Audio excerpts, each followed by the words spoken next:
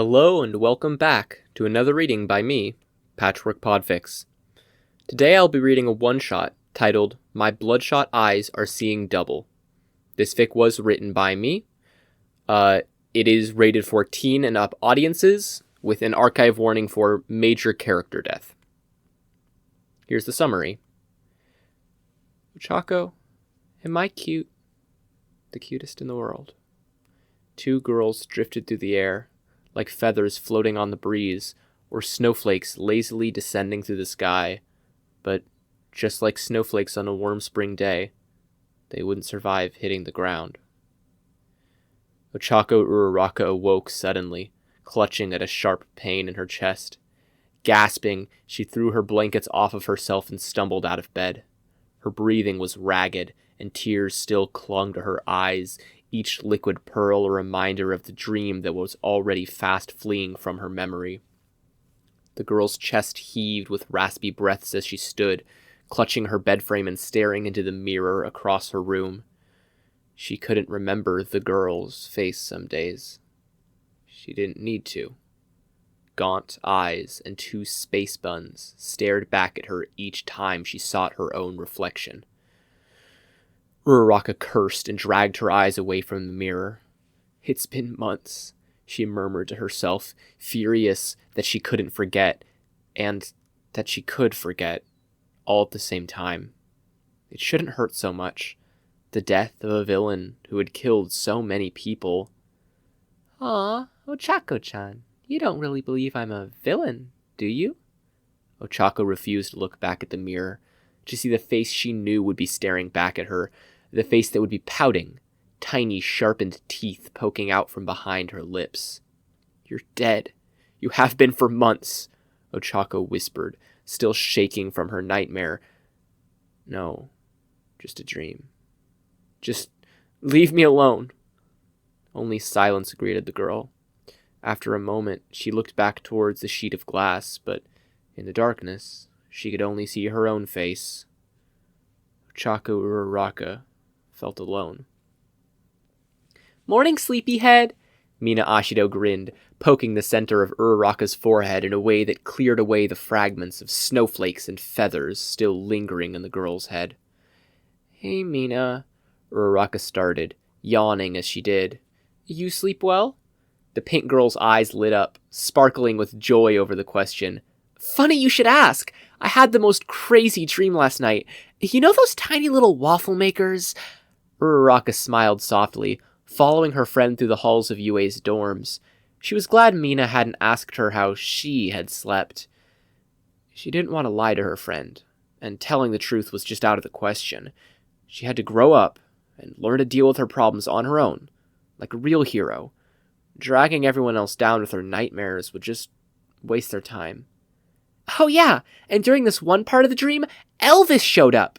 You know, that funky little guy who lived hundreds of years ago. Isn't that crazy?" "Wild," Uraraka murmured, a little too deadpan. But once she noticed the pursed lips on Mina's face, she quickly corrected. I mean, yeah, that's a crazy dream, Mina. What happened next?" Mina squinted at Uraraka's face for a moment longer, before shrugging it off and continuing. "Well, he was actually at my grandma's house with me, because apparently he was dating her. It was so crazy because, they're both robbing the cradle in a way, you know?" Uraraka laughed, wiping a bead of sweat off her forehead. Mina didn't suspect anything. "Are you really so afraid of letting them see what you're feeling?" A familiar, saccharine-sweet voice whispered in Uraraka's head. "Shut up," she thought back, as if swatting at a mosquito lodged in her brain. "We really are just alike, except your disguises aren't visible like mine are." "I said shut up!" Uraraka screamed back, the tears beating up in her eyes, clouding for too long the fact that she was thinking aloud. By the time she realized her thoughts had left her lips, it was too late. Wait, Mina, that wasn't..." "Ochako, are you okay?" Mina asked, placing a gentle but shaky hand on her friend's shoulder. "If I'm being too much, just tell me." Uraraka's mind searched for an out desperately, eventually landing on, "Class! We're almost late for homeroom. I've got to run. And with that, she dashed away, leaving a metaphorical cloud of dust and one very concerned friend behind her. I'm so stupid, Uraraka cursed herself, head resting on her desk and hands covering her face in shame. Honestly, the girl would prefer if Mina were angry or upset at her outburst. Anger would be easier to fix than pity. Then Mina deciding to try and fix things, like always, getting into Uraraka's head when even she didn't want to see what was going on in there. Hey, you okay, Ochako? A gentle hand rested on Uraraka's arm, and she didn't even need to look up to see who it was. She could feel the valleys crisscrossing his palms, scars burned deep into his skin, reminders of battles which were far greater than any Uraraka could imagine. Wiping her eyes to ensure no leftover tears could betray her facade, Uraraka sat up and smiled at Midoriya. Good morning, Izuku. I'm fine, just sleepy. She laughed to punctuate her sentence, a sound that washed away the worry etched onto the green-haired boy's face. Just one look at Midoriya and his deep scars, wounds so extensive that even Japan's best medical quirks couldn't rebuild his body completely, and the girl knew it wouldn't be right to vocalize her troubles to him.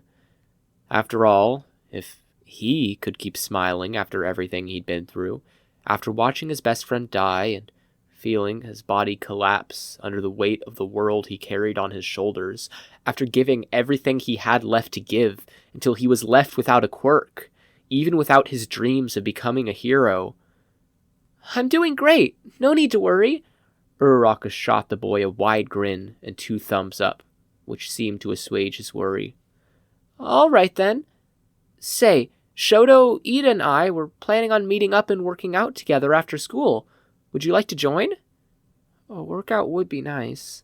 Nothing like feeling some muscle burn to keep your mind distracted, Uraraka mused, eventually smiling at her friend and agreeing wholeheartedly.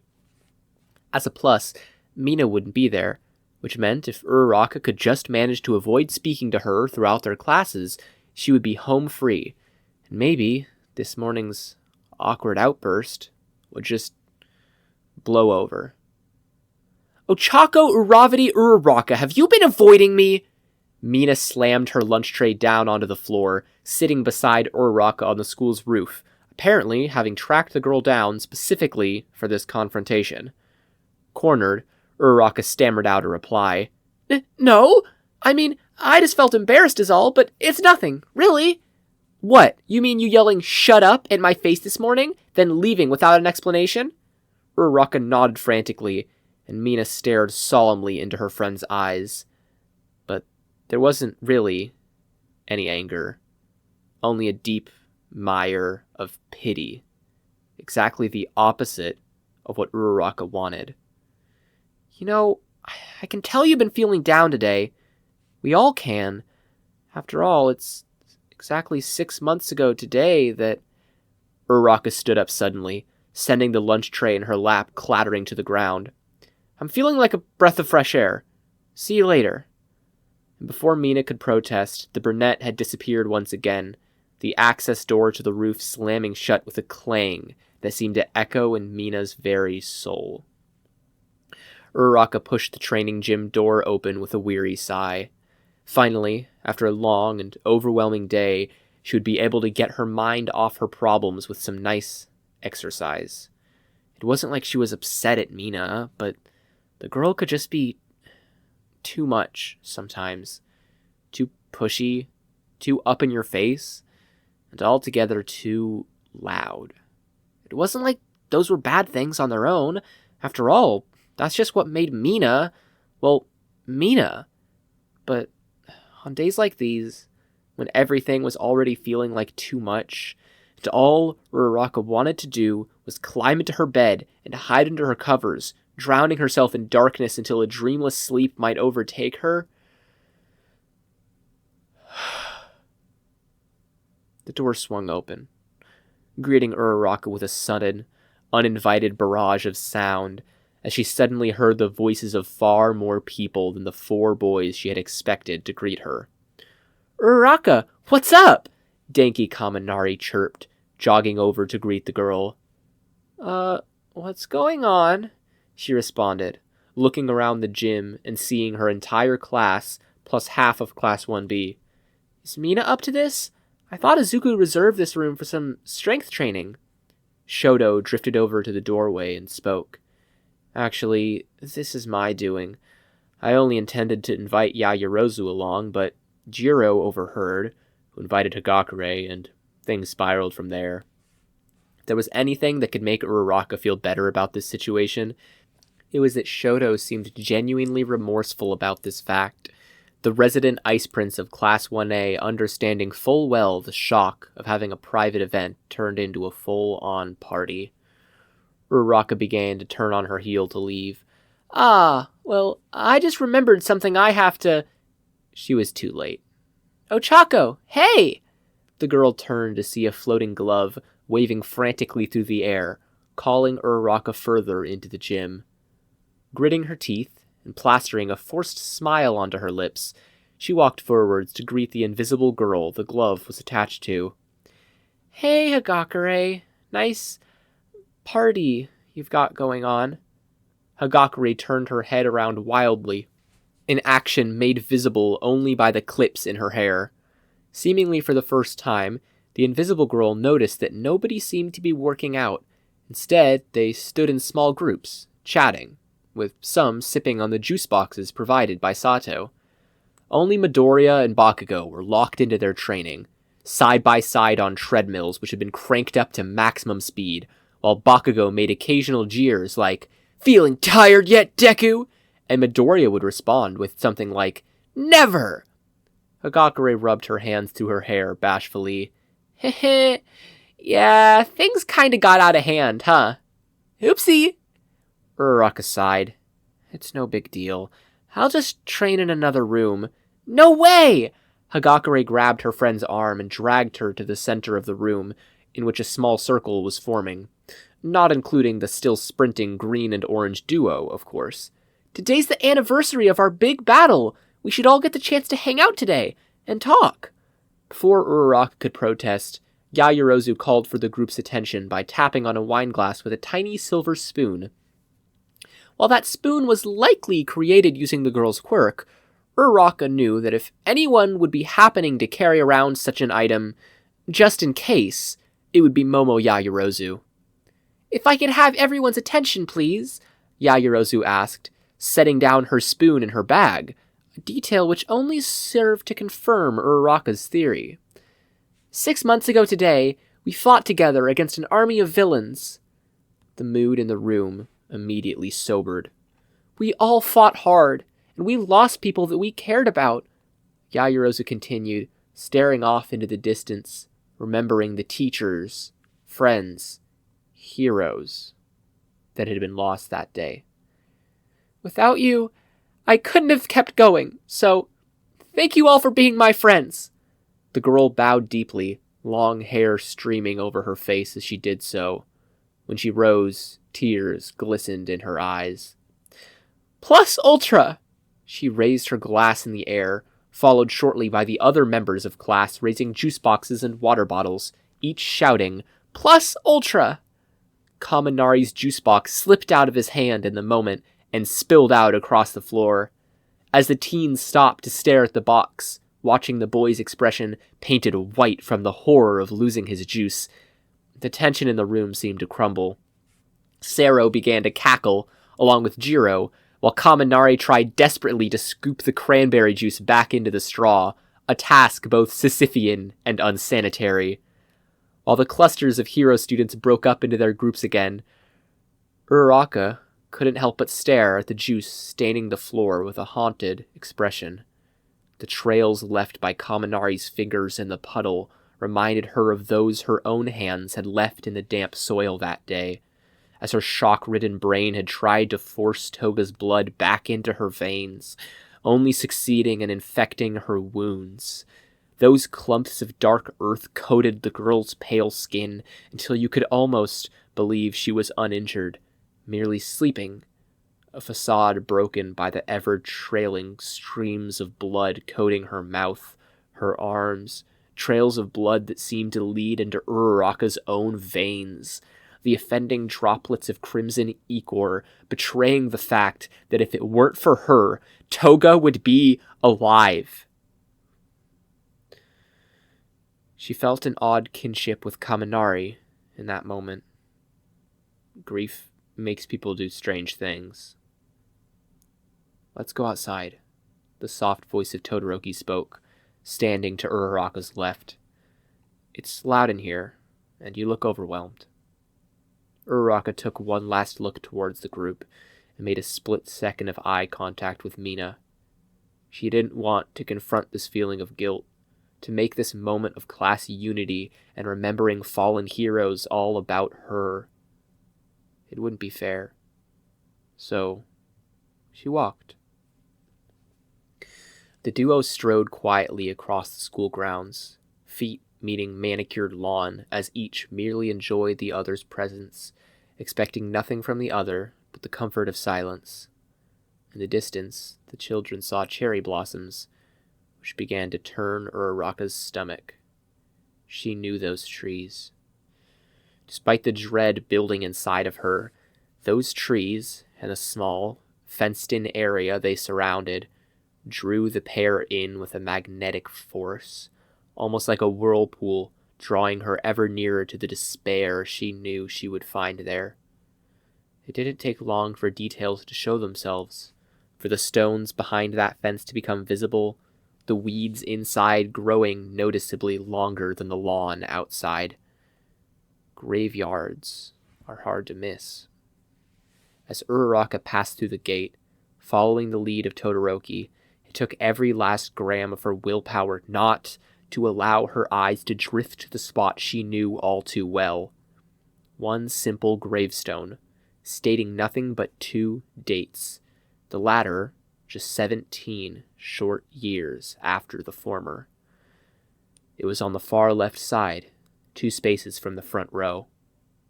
Instead, she followed Todoroki to where he kneeled, a gravestone much the same as all the others.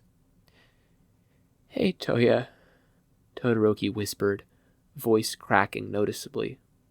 He reached his hand into his pocket and withdrew a small, foil-wrapped package of soba noodles. He lay the offering down on the ground beside the stone and bowed his head, whispering a quiet prayer for his brother. A crow flew down from overhead, landing on the fence but not daring to come inside. Even the animals around here knew the truth, that villains were buried here in this tiny plot of land, fenced in and surrounded by bright pink trees which seemed to stand guard, hiding UA's deepest, darkest secret. Uraraka knew why this was the case, of course. How grave sites for villains tend to be vandalized, stones crumbled, and offerings crushed underfoot. Nezu had created this garden to defend those villains, the ones who were killed just half a year ago, as a symbol that UA would be dedicated to protecting all. It was a pretty gesture and all, but the students and staff avoided it, feeling the place was cursed. "Look at me, Ochako-chan," a voice whispered from behind Uraraka. She didn't look, knowing what she would see already. A body covered in blood-soaked soil, skin too pale even for the fairest of vampires, blue lips whispering, "Thank you for everything." A normal girl, with the cutest smile in the world, defiled by the undeniable touch of death. Uraraka couldn't bear to look. It was like this every time she tried to visit the grave. "Let's go," Uraraka whispered to Todoroki, gently grabbing the hem of his sleeve. The boy looked up from his prayer and nodded quietly. The words exchanged by the pair didn't need to be audible to be understood. After all, if anyone in the world could understand how she was feeling, it would be Todoroki. She may not have been present at the time, but she'd heard stories about what happened in Kamino, about Dobby's final battle. That entire city block had been closed off to the public. Even half a year later, passers-by claimed they could still smell burning flesh. Falling apart doesn't always happen all at once. Often, it's a cascade of small moments. A nightmare, stealing a restful night that was so desperately needed. Spending a day without lunch. Visiting the grave of a lover lost to time. No, falling apart doesn't happen all at once. But some moments begin the cascade more than others. Ochako, we're all here for you. You can talk to us. Mina greeted Uraraka in the hallway, just moments before the girl could reach her dorm room and let sleep overtake her. Behind Mina were the other girls from Class 1A, each with a concerned expression on their face. Uraraka crumbled. Large tears plummeted to the ground, soaking into the carpet of the hallway as though the ceiling had sprung a leak. She tried desperately to wipe at her watering eyes, but only succeeded in rubbing her face, smearing the tears and puffing her eyes. She tried to mumble apologies, to claim she was okay, but her hiccuping, shaking picture she painted didn't allow for any words to be formed. The girls clustered around Uraraka, practically drowning her with their hugs and comforting words, not a single one of which Uraraka understood in the state she was in. The following moments were like a blur, as the girl was swamped by affection, lacking the wherewithal to either deny or accept their comfort. It was a sweet gesture from Mina. Uraraka truly did appreciate how much she cared, but she also knew that a group hug wasn't what she needed to find the closure she so desperately sought. There was only one person left to confront now. Uraraka stood, facing her reflection with an unwavering determination in her gaze. Only the glow of the full moon was left to illuminate the glass surface as late as it was into the night. Uraraka had needed to wait until all her friends had fallen asleep to sneak away from their impromptu sleepover in the common room, after all.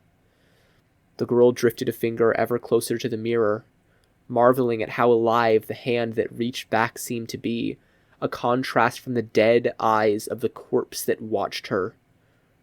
Uraraka dared not breathe, lest she confirm that her reflection was as hollow as it seemed to be. The reflection's hair was brown, a tone which seemed wrong on her scalp, as though her very follicles were begging to be dyed a specific shade of box blonde. Those canines, ever peeking through from behind her lips, were sharp, but not enough. Uraraka traced her hand along the jaw, cheeks, and eyes, each ridge and valley of the surface feeling wrong on her skin, practically begging to be ripped off and replaced with something else, something that felt less foreign, a face of someone that deserved the life she lived more than herself. "I'm here," Uraraka whispered, voice croaking, saturated with the pain that consumed her entire being. The reflection smiled. Uraraka didn't. "I'm ready to talk." And that is the end of this fic. I hope you enjoyed. I will say, voice acting and, reading out this one is very fun. I feel like I was able to do a lot of fun stuff with, emotions, the pauses. It was quite interesting to do, honestly. Maybe I should do some more stuff like this in the future. Yeah, I know that I forgot to record this fic. Funnily enough, I wrote this a while ago, and I just thought I recorded it, honestly, until I checked my AO3 a while ago and realized that I had never recorded the podfic, and felt really bad for it, because I really liked this one. I liked how it came out when I wrote it, and I wanted more people to see it, I wanted to be more available. So, yeah, thank you all for listening. Let me know how you felt about it in the comments, of course. Also, I'll be plugging my Discord on the description for this episode, for this video. So you can join the Discord via that. Mostly we just talk about Minecraft and Podfics and such. So join on in if that sounds like fun for you. Other than that, if anybody would have any more suggestions for works they'd like me to podfic, or even genres they'd like me to write and podfic, or ideas, themes that you'd like to see more of, just let me know.